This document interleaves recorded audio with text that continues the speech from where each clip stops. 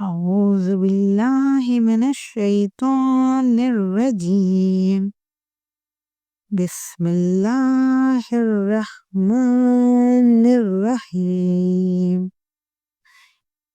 وكذلك بعثناهم يتساءلوا بينهم قال قائل منهم كم لبثتم قالوا لبثنا يوما أو بعد يوم قالوا ربكم أعلم بما لبثتم فابعثوا أحدكم بورقكم هذه إلى المدينة فلينظر أيها أزكى طعاما فليأتكم برزق منه وليتلطف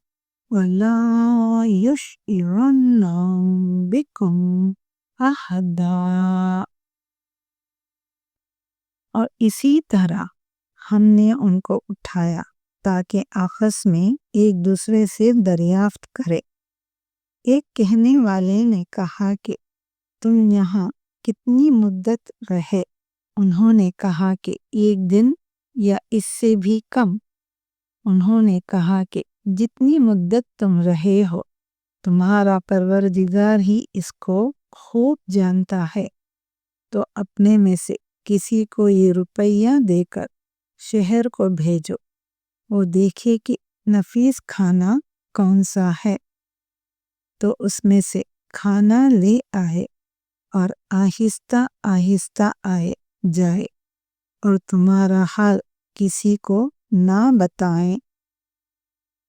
Likewise, we awakened them from their long deep sleep, that they might question one another.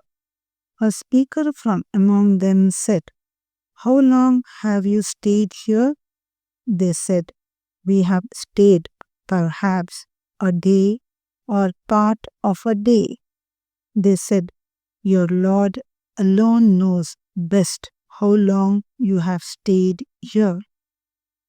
So send one of you with this silver coin of yours to the town, and let him find out which is the good, lawful food, and bring some of that to you, and let him be careful, and let no man know of him.